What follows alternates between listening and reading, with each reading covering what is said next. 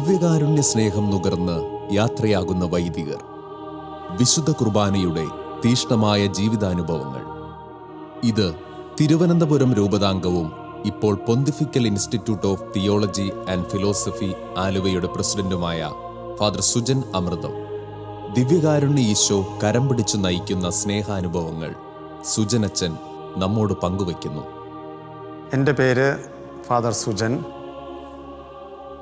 ഞാൻ വൈദികനായിട്ട് 29 വർഷം തികയാണ്. ഞാൻ തിരുവനന്തപുരം അതിരൂപത അംഗമാണ്. എൻ്റെ ഇടവക പൂന്തുറയാണ്. ഇപ്പോൾ ഞാൻ ഒരു 15 വർഷമായി ആലുവ പൊന്റിഫിക്കൽ ഇൻസ്റ്റിറ്റ്യൂട്ടിൽ പ്രൊഫസറായിട്ടും Aluva saint Joseph pontifical Carmelgiri സെമിനാരിയിൽ വൈദികരെ പരിശീലിക്കുന്ന ഒരു അച്ഛനായിട്ടും സേവനം ചെയ്യുന്നു. നിലവിൽ pontifical institute of theology and philosophy ആലുവയുടെ പ്രസിഡൻ്റായിട്ട് സേവനമനുഷ്ഠിക്കുന്നു. യേശുവിനെക്കുറിച്ചാണ് ഞാൻ പറയേണ്ടത്. യേശു എന്ന വ്യക്തി എനിക്ക് വലിയൊരു ഇഷ്ടമുള്ളൊരു വ്യക്തിയാണ്. ദിവ്യകാരുണ്യത്തെക്കുറിച്ച് ഒരുപക്ഷെ നമ്മളിപ്പോൾ ഞാൻ പറയാൻ ആഗ്രഹിക്കുന്ന ആ ഒരു വിഷയം, യേശു എന്ന വ്യക്തി എനിക്ക് എത്രമാത്രം ഇഷ്ടമാണ് എന്നതിൽ നിന്നും എൻ്റെ ഉള്ളിൽ നിന്നും വരുന്ന ചില അനുഭവങ്ങളാണ് ഞാനിവിടെ നിങ്ങളുമായിട്ട് പങ്കുവയ്ക്കാൻ ആഗ്രഹിക്കുന്നത്. എൻ്റെ ചെറുപ്രായം മുതൽ തുടങ്ങാം എന്ന് ഞാൻ വിചാരിക്കുകയാണ്. ഒരുപക്ഷെ യേശുവിൻ്റെ ദിവ്യകാരുണ്യത്തെക്കുറിച്ചും യേശുവിൻ്റെ ദിവ്യബലിയെക്കുറിച്ചും ഒരു അനുഭവം എനിക്ക് കിട്ടുന്നത് എൻ്റെ ഓർമ്മയുടെ ചെപ്പുകൾ തുറക്കുകയാണെങ്കിൽ ആദ്യമായിട്ട് പരിശുദ്ധ കുർബാന സ്വീകരിച്ച നിമിഷത്തെക്കുറിച്ചാണ് എൻ്റെ ഓർമ്മ വരുന്നത്. അതിന് തലേ ദിവസം നമ്മളെല്ലാവരും വിറച്ചുകൊണ്ട് പലപ്പോഴും നിൽക്കുന്ന ഒരു സന്ദർഭമുണ്ട്. അതായത് തൊട്ടു മുമ്പുള്ള കുമ്പസാരം എന്ന് പറയുന്നത്. അത് ഞാനിപ്പോഴും ഓർക്കുകയാണ്. എന്തു പറയണം, എങ്ങനെ പറയണം എന്നതിനെക്കുറിച്ചൊക്കെയുള്ള ആശങ്ക. അത് തുടർന്ന് അത് കഴിഞ്ഞ് എൻ്റെ മനസ്സിൽ മായാത്ത നിൽക്കുന്ന ഒരു അനുഭവമാണ്. ഒരുപക്ഷെ കൊച്ചുപ്രായത്തിൽ നമുക്ക് എല്ലാ അനുഭവങ്ങളും ഓർമ്മ വരികയില്ലല്ലോ. ഈ പരിശുദ്ധ കുർബാനയുടെ കുറിച്ച് ഓർമ്മ വരുമ്പോൾ എൻ്റെ മനസ്സിൽ തങ്ങി നിൽക്കുന്ന ഒരു അനുഭവം ആദ്യത്തെ പരിശുദ്ധ കുർബാന സ്വീകരണമാണ്. എന്തുകൊണ്ടെന്ന് ചോദിച്ചു കഴിഞ്ഞാൽ, ഞാൻ ആ പ്രായത്തിൽ ഞങ്ങളുടെ ഈ പരിശുദ്ധ കുർബാനയിൽ ഒത്തിരിയേറെ പേര് നിൽക്കുന്ന ആ കൂട്ടത്ത് ഞാൻ ഏറ്റവും ചെറുതായതുകൊണ്ട് എന്നെയും എൻ്റെ സഹോദരിയെയും ഏറ്റവും ഫ്രണ്ടിൽ കൊണ്ട് നിർത്തിയതായിട്ട് ഞാൻ ഓർക്കുന്നുണ്ട്. അതുകൊണ്ടാണ് മറക്കാൻ പറ്റാത്തൊരു അനുഭവമായിട്ട് നിൽക്കുന്നത് എന്നെ സംബന്ധിച്ചിടത്തോളം. അപ്പം ഒരുപക്ഷെ അത് ഞാൻ പരിശുദ്ധ കുർബാന എന്ന് പറയുന്ന ആ ഒരു അനുഭവത്തിലൂടെ എനിക്കിപ്പോഴും അത് ഇടയ്ക്കിടയ്ക്ക് ഓർമ്മ വരും, പരിശുദ്ധ കുർബാന. അപ്പോൾ തീർച്ചയായിട്ടും എനിക്ക് വളരെ സന്തോഷമാണ്. അന്ന് ഞാൻ ഫ്രണ്ടിൽ നിൽക്കുന്നു, ഞാൻ അങ്ങനെ യാത്രയാകുന്നു, അങ്ങനെയുള്ള ഓർമ്മകൾ എനിക്കുള്ളൂ. അപ്പോൾ പരിശുദ്ധ കുർബാന അന്നു മുതൽ ഒരുപക്ഷെ എന്നെ ആകർഷിച്ച ഒരു വ്യക്തിയാണ്, ഒരു അനുഭവമാണ്.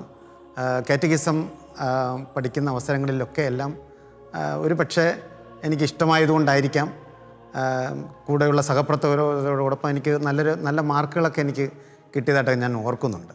എന്ന് പറയുമ്പോൾ യേശുവിനെ കൂടുതൽ അറിയാൻ എനിക്ക് സാധിച്ചു എന്നുള്ളതാണ് എനിക്ക് എൻ്റെ ഓർമ്മ വരുന്നത്. അതുകൊണ്ട് തന്നെ ആ യേശു അനുഭവം എന്നിൽ പതിയെ വളർന്നു.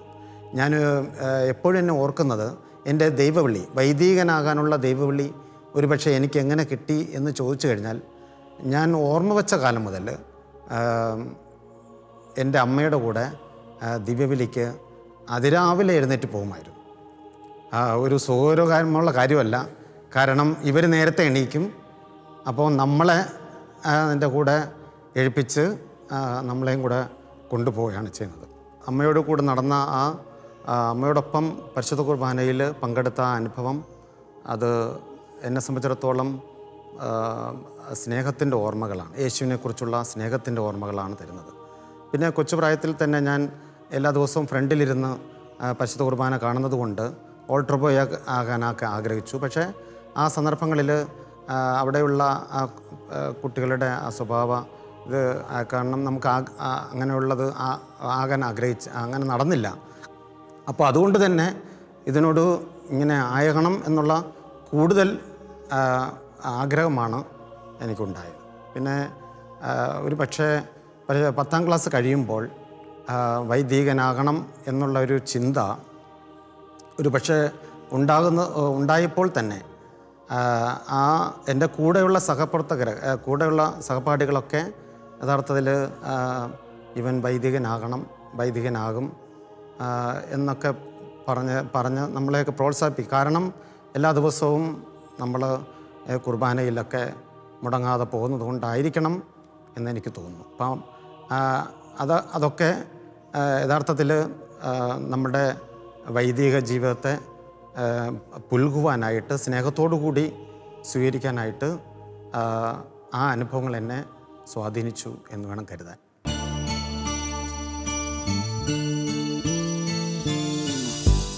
കരുണതൻ കയർ പിടിച്ച് നയിച്ചിടും സ്നേഹമേ, കരുണതൻ കയർ പിടിച്ച് നയിച്ചിടും സ്നേഹമേ, ദിവ്യകാരുണ്യ സ്നേഹമേ, പരിശുദ്ധ സ്നേഹമേ,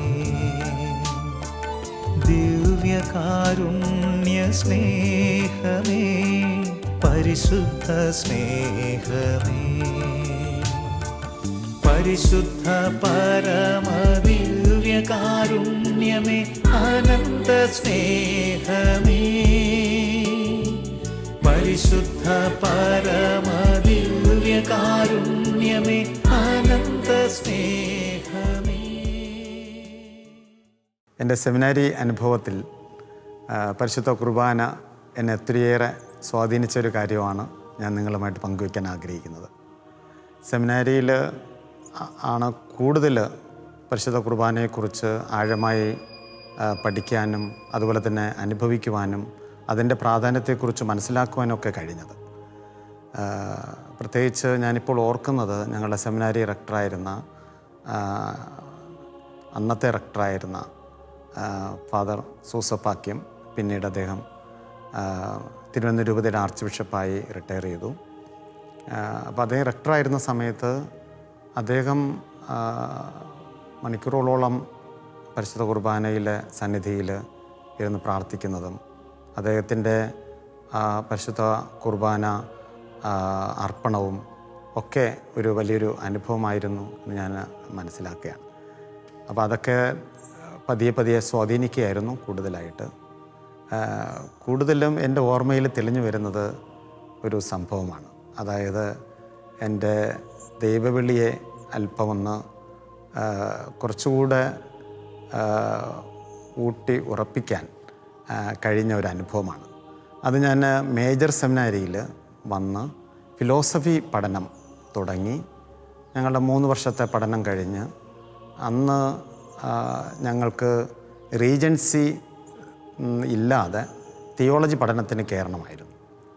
അപ്പോൾ സ്വാഭാവികമായിട്ടും ഫിലോസഫി പഠനം കഴിഞ്ഞ് ഒരു ബ്രേക്ക് എടുക്കുന്നതിനെക്കുറിച്ചോ അഥവാ സെമിനാരിയിൽ നിന്നും പൂർത്തിയാക്കി വേണ്ട വൈദിക പഠനം ഉപേക്ഷിക്കാം എന്ന ഒരു ചിന്ത എൻ്റെ മനസ്സിൽ അങ്കുരിച്ചു എന്നുള്ളതാണ് വാസ്തവം. അപ്പോൾ അത് ഞാൻ എന്ന് പറഞ്ഞു കഴിഞ്ഞാൽ ഫിലോസഫി പഠനം കഴിഞ്ഞിട്ട് ഞാൻ 2 മാസം കഴിഞ്ഞ് ലോഹ ഇടണം. അപ്പം അതിനു മുമ്പ് ഞാൻ ഒരു തീരുമാനമെടുക്കണം. ആ സന്ദർഭത്തിലാണ് ഞാൻ ഇത് വേണ്ട എന്നുള്ള ഒരു ചിന്ത എൻ്റെ മനസ്സിൽ വരുന്നത്. അപ്പോൾ എൻ്റെ കുടുംബവുമായിട്ട് ഞാനത് പങ്കുവെച്ചു. അവർക്ക് വലിയ പ്രശ്നങ്ങളൊന്നും ഉണ്ടായില്ല. പക്ഷേ എനിക്ക് സ്നേഹമുള്ളതും എന്നെ കൂടുതലൊന്നും അടുത്തറിയാവുന്ന എൻ്റെ അന്നത്തെ വികാരി അച്ഛൻ മരിച്ചുപോയി. അച്ഛൻ ബോസ്കോ അച്ഛനാണ്. അപ്പോൾ അച്ഛനോട് ഞാൻ ഇങ്ങനെ പറഞ്ഞു, ഞാൻ സെമിനാരിയിൽ നിന്നും ഞാൻ റീജൻസി എടുക്കുകയാണെന്ന് പറഞ്ഞു. അപ്പോൾ അച്ഛൻ എന്തൊക്കെ മനസ്സിലായി. അച്ഛൻ പറഞ്ഞു, നീ റീജൻസി എടുക്കണ്ട, ഒന്നുകിൽ കണ്ടിന്യൂ ചെയ്യുക എന്ന് പറഞ്ഞിട്ടാണ് പറഞ്ഞത്. അപ്പോൾ ഞാൻ ഒരു പ്രതിസന്ധിയിലായി. കാരണം എനിക്ക് അച്ഛൻ ഇഷ്ടമാണ്. അതെല്ലാം ഒരു കാര്യം ചെയ്യുക, അച്ഛൻ പറഞ്ഞു, ഒരു പള്ളിയിൽ പോയി പ്രാർത്ഥിക്കാൻ പറഞ്ഞു. പ്രാർത്ഥിച്ചിട്ട് ഒരു തീരുമാനം എടുത്തിട്ട് വരാൻ പറഞ്ഞു. അപ്പം ഞാൻ എൻ്റെ ഇടവക ദേവാലയത്തിൽ പോയി ഞാൻ ആത്മാർത്ഥമായിട്ട് പ്രാർത്ഥിച്ചു. എനിക്കൊരു തെളിച്ചം തരണം, ഒരു തീരുമാനം എടുക്കണം. എൻ്റെ മനസ്സിൽ ഒരു ബൈബിൾ വചനം തോന്നിപ്പിക്കണം. അത് എൻ്റെ ജീവിതത്തിൽ ഒരു തീരുമാനം എടുക്കാനുള്ള ഒരു ഒരു ഒരു പ്രക്രിയ ആകട്ടെ എന്ന് വിചാരിച്ചിട്ടാണ് ഞാൻ അത് പ്രാർത്ഥിക്കുന്നത് ആത്മാർത്ഥമായിട്ട്.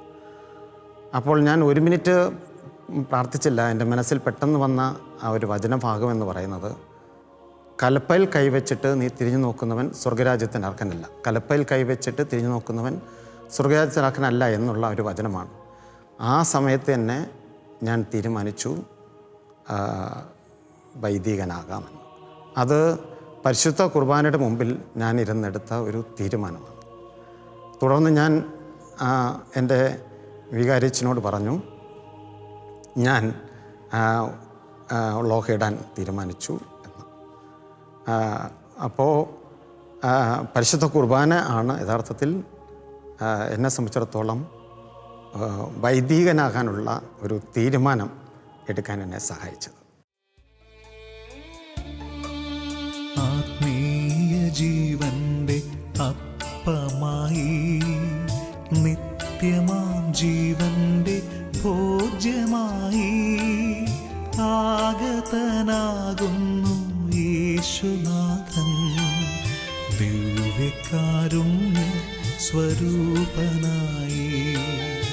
ആരാധിക്കാം, ആർത്തുപാടാം, ആ തിരുനാമത്തെ പാടി വാഴ്ത്താം, ആനന്ദ കീർത്തനം പാടി നിത്യം ആരാധനാ സ്തുതി സ്തോത്രമേകാം. പരിശുദ്ധ കുർബാന ഇഷ്ടമാണെന്ന് ഞാൻ തുടക്കത്തിൽ പറഞ്ഞു. അതിൻ്റെ കാരണം മറ്റൊന്നുമല്ല,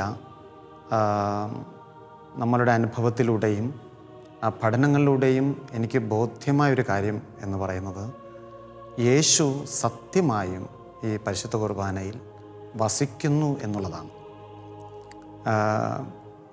ഈ ഒരു ഓർമ്മയിൽ എനിക്ക് നിന്നുകൊണ്ട് ഞാൻ എൻ്റെ പൗരത്യ സ്വീകരണം കഴിഞ്ഞുള്ള എൻ്റെ ആദ്യത്തെ കുർബാന അർപ്പിച്ചത് ഞാൻ ഓർക്കുകയാണ്. അത് എൻ്റെ പട്ടസ്വീകരണവും അതിനെ തുടർന്ന് എൻ്റെ പള്ളിയിൽ എൻ്റെ ഇടവ പള്ളിയിൽ വെച്ചായിരുന്നു എൻ്റെ ആദ്യത്തെ കുർബാന സ്വീകരണം. ശരിക്കും അന്ന് നാട്ടുകാരെ സംബന്ധിച്ചിടത്തോളം വലിയൊരു ആഘോഷമായിരുന്നു. കാരണം എനിക്ക് മുമ്പുള്ള ഒരു വൈദികൻ ആ ഇടവകയിലായത് ഒരു 25 വർഷം മുമ്പാണ്. അപ്പോൾ അതുകൊണ്ട് തന്നെ പരിശുദ്ധ കുർബാന ഒരു അർപ്പണമെന്നോ ആ ഒരു ആഘോഷം ഉൾപ്പെടെയുള്ളത് എൻ്റെ മനസ്സിൽ തെളിഞ്ഞു നിൽക്കുകയാണ്. വളരെ സന്തോഷത്തോടു കൂടിയാണ് ആ പരിശുദ്ധ കുർബാന ഞാൻ കൊണ്ടാടിയത്. ഞാൻ പല ഇടവകളിലൊക്കെ പരിശുദ്ധ കുർബാനയൊക്കെ അർപ്പിക്കുമ്പോൾ അത് വളരെ സജീവമായും അതുപോലെ തന്നെ ഇഷ്ടത്തോടു കൂടിയാണ് ഞാൻ അർപ്പിക്കാൻ എപ്പോഴും ഞാൻ ആഗ്രഹിച്ചതും അത് തുനിഞ്ഞതും. അപ്പോൾ പല ഇടവകളിലും അതുപോലെ തന്നെ പല ഓഫീസുകളിലുമായിട്ട് എൻ്റെ പൗരോഹിത്യ ജീവിതം ഞാനിങ്ങനെ നയിക്കുകയായിരുന്നു. തുടർന്ന് ഞാൻ ഒരു 8 വർഷം രൂപതയിൽ കഴിഞ്ഞതിന് ശേഷം ഞാൻ പഠനത്തിനായി വിദേശത്തേക്ക് പോവുകയാണ്. അവിടെ വെച്ച് 1-2 അനുഭവങ്ങൾ ഞാൻ ഓർക്കുന്നത് ഇങ്ങനെയാണ്. ഇറ്റലി പഠനം 5 വർഷം എനിക്കുണ്ടായിരുന്നു. അതിൻ്റെ ഇടയ്ക്ക് വെച്ചാണ് ഞാൻ ഒരു വിസിറ്റിംഗ് പ്രീസ്റ്റായിട്ട് അവധി സമയങ്ങളിൽ അമേരിക്കയിൽ ന്യൂജേഴ്സിയിൽ ഒരു ഇടവകയിൽ ഞാൻ പോയിരുന്നത്. അവിടെ എനിക്ക് ഒരിക്കലും മറക്കാത്ത ഒരു വ്യക്തിയുണ്ട്. ഈ പരിശുദ്ധ കുർബാനയെ അത്രയേറെ സ്നേഹിച്ച ഒരു വ്യക്തി, സ്നേഹിക്കുന്ന വ്യക്തി ഇപ്പോഴും ഉണ്ട്. അദ്ദേഹം ഒരു പാം എന്ന് പറയുന്ന ഒരു വ്യക്തിയാണ്. അദ്ദേഹത്തിന് ഞാൻ അവിചാരിതമായിട്ടാണ് കണ്ടുമുട്ടുന്നത്. അപ്പം എല്ലാ ദിവസവും പള്ളിയിൽ വരുന്നു. അതുകൂടാതെ നമ്മുടെ പല ഇടവകളിലും, അമേരിക്കയിലെ പല ഇടവകളിലും ഞാൻ കണ്ട ഒരു കാര്യമെന്ന് പറഞ്ഞു കഴിഞ്ഞാൽ 24 മണിക്കൂറും പരിശുദ്ധ കുർബാന എഴുന്നള്ളിച്ച് വച്ച് ആരാധിക്കുന്ന സമൂഹങ്ങളെയാണ് ഞാൻ കണ്ടത്. ഞാൻ പോയ ഇടവകയിലും അതുതന്നെ ഉണ്ടായിരുന്നു. 24 മണിക്കൂറെന്ന് പറഞ്ഞു കഴിഞ്ഞാൽ അത് 24 മണിക്കൂറും ആരെങ്കിലും രാത്രി ഉൾപ്പെടെ അവിടെ സാന്നിധ്യം ഉണ്ടാവും. അവർ 1 മണിക്കൂർ വെച്ച് എല്ലാവർക്കും നിശ്ചയിച്ചിരിക്കും. അങ്ങനെ ഇത് നിശ്ചയിക്കുവാനും അതുപോലെ തന്നെ ഈ ഉറപ്പുവരുത്താനും, ആരെങ്കിലും പരിശുദ്ധ കുർബാനയോടൊപ്പമുണ്ട് എന്ന് ഉറപ്പുവരുത്തുവാനും അവരൊരു വിങ് പ്രവർത്തിക്കുന്നുണ്ട്. അതിൽ ഞാൻ പറഞ്ഞ ഈ വ്യക്തിയെന്ന് പറഞ്ഞു കഴിഞ്ഞാൽ അത്രയ്ക്ക് സ്നേഹിക്കുന്നത് കൊണ്ട് മണിക്കൂറുകളോളം ഈ പരിശുദ്ധ കുർബാനയിൽ മുമ്പിൽ ഇരുന്ന് പ്രാർത്ഥിക്കുന്നത്, അതുപോലെ തന്നെ എനിക്ക് വ്യക്തിപരമായ അവരുമായിട്ടുള്ള പരിചയവും ഒക്കെ ഉള്ളതുകൊണ്ട് എനിക്ക് കൂടുതലറിയാം. രാത്രികളിൽ പോലും വേറെ ആരെങ്കിലും ഒരു പക്ഷേ അസൈൻ ചെയ്യപ്പെട്ട ഒരു വ്യക്തി, നേരത്തെ പറഞ്ഞിരിക്കുന്ന വ്യക്തി ആരെങ്കിലും രാത്രി ഇല്ലെങ്കിൽ ഇവർ തന്നെ ഏത് പാതിരാത്രിയായിരുന്നാലും പോയി ആ ഗ്യാപ്പിൽ പരിശുദ്ധ കുർബാനയെ ആരാധിക്കുകയും അത് ഇന്നും ഇപ്പോഴവർക്ക് വളരെ വയസ്സായി എങ്കിൽ പോലും അവർ ഈ പരിശുദ്ധ കുർബാനയുടെ ആരാധനയിൽ വളരെ സജീവമായി നിൽക്കുന്നത് ഞാൻ കണ്ടിട്ടുണ്ട്. ഇത് ഞാൻ അമേരിക്കയിലെ ചില അനുഭവമാണ് പറഞ്ഞത്. ഞാൻ ഈ വിദേശത്ത് പോയി പഠിക്കുമ്പോഴും മണിക്കൂറുകളോളം ഇതുപോലെ ആരാധനയിൽ വിശ്വസിക്കുകയും പരിശുദ്ധ കുർബാനയിൽ വിശ്വസിക്കുകയും മുടങ്ങാതെ പരിശുദ്ധ കുർബാനയിൽ പങ്കെടുക്കുകയും ചെയ്യുന്ന അനേകം ഈ വിദേശത്തുള്ളവരെ ഞാൻ കണ്ടിട്ടുണ്ട്. അപ്പോൾ ഇതൊക്കെ ഞാൻ നേരത്തെ സൂചിപ്പിച്ചതുപോലെ പരിശുദ്ധ കുർബാനയെ സ്നേഹിക്കുന്ന വ്യക്തികളെ എനിക്ക് ഒത്തിരിയേറെ പരിചയപ്പെടുവാനായിട്ട് സാധിച്ചിട്ടുണ്ട്. ദിവ്യരഹസ്യങ്ങൾ കൂദാശ ചെയ്തിടും പൂജിത മാമ്പലി വേദിയിൽ ആഗതനാകുന്നു ജീവന്റെ അപ്പമായി ദൈവത്തിൻ നിത്യകുമാരനീശോ. ദിവ്യരഹസ്യങ്ങൾ കൂദാശ ചെയ്തിടും പൂജിത മാമ്പലി വേദിയിൽ ആഗതനാകുന്നു ജീവന്റെ അപ്പമായി ദൈവത്തിൻ നിത്യകുമാരനീശോ. എൻ്റെ ഇടവക അനുഭവങ്ങളിൽ പലരും തന്നെ വന്ന് അവരുടെ പ്രശ്നങ്ങൾ പറയാറുണ്ട്. കൂടുതലും കുടുംബ പ്രശ്നങ്ങളാണ്. വീട്ടിൽ കുടി, അതുപോലെ തന്നെ മക്കളുടെ കാര്യത്തിലുള്ള ആശങ്കകൾ, ജീവിതം വഴിമുട്ടി നിൽക്കുന്ന ചില സന്ദർഭങ്ങൾ.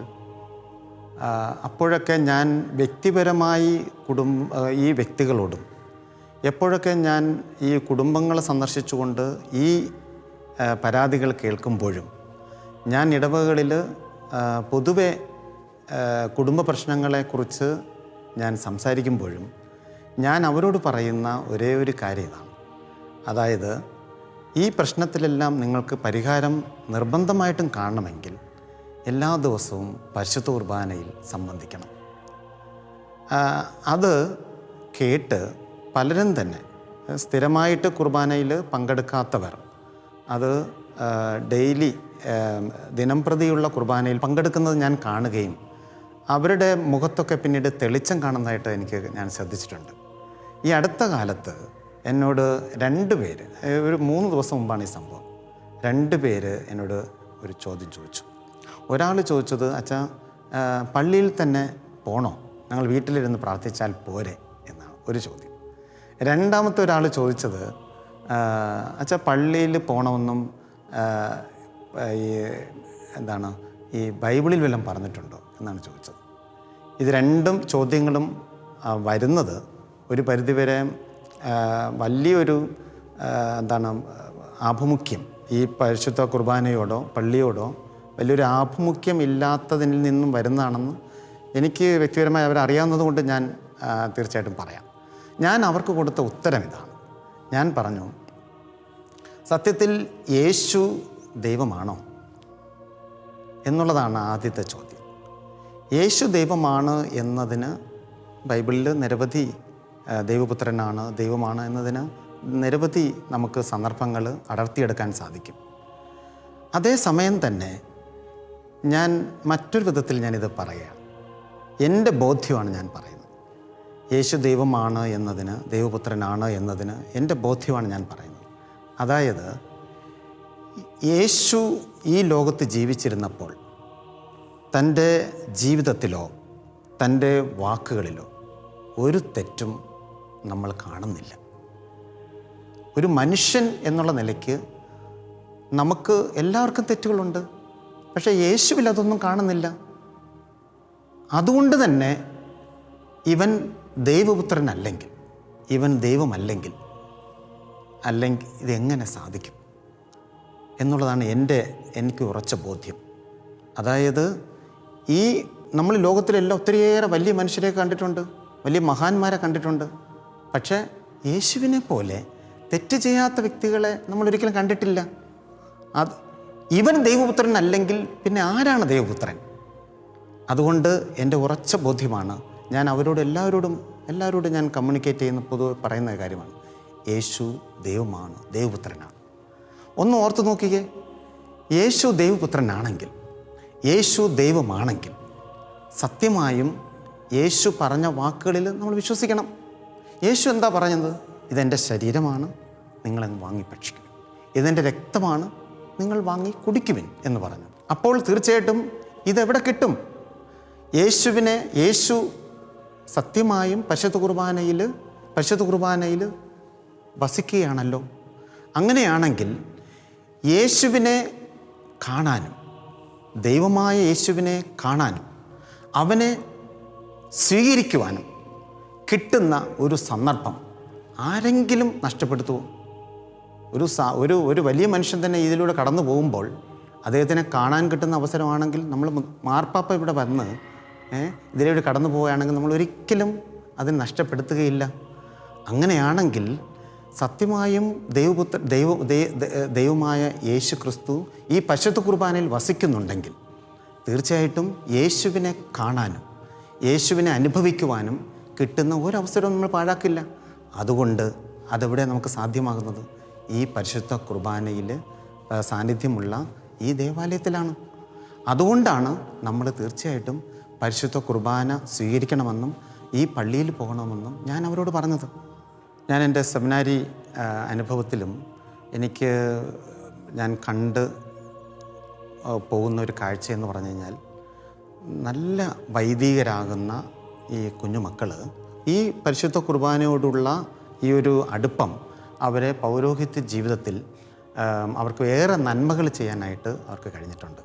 അതുകൊണ്ട് എൻ്റെ കുഞ്ഞുമക്കളെ, എൻ്റെ പ്രിയപ്പെട്ട സഹോദരങ്ങളെ, എനിക്ക് പറയാനുള്ളത്, നമ്മുടെ ജീവിതത്തിൽ വെളിച്ചമായും, നമ്മുടെ ജീവിതത്തിൽ അല്ലെങ്കിൽ എൻ്റെ ജീവിതത്തിൽ വെളിച്ചമായും, എൻ്റെ ജീവിതത്തിൽ ഒരു ദിശാബോധം നൽകുന്ന ഒരു അനുഭവമായും എൻ്റെ ജീവിതത്തെ നയിക്കുകയും ചെയ്യുന്ന ഒരു ഘടകമെന്ന് പറയുന്നത് ഈ പരിശുദ്ധ കുർബാനയും പരിശുദ്ധ കുർബാനയിലുള്ള അനുഭവമാണ്. ആ അനുഭവമാണ് ഒരു പരിധിവരെ എൻ്റെ പൗരോഹിത്യ ജീവിതത്തിൽ ഇപ്പോഴും എന്നെ നയിച്ചുകൊണ്ടിരിക്കുന്നത് എന്നുള്ളൊരു സന്തോഷം കൂടി ഞാൻ ഇവിടെ പങ്കുവയ്ക്കാൻ ആഗ്രഹിക്കുകയാണ്.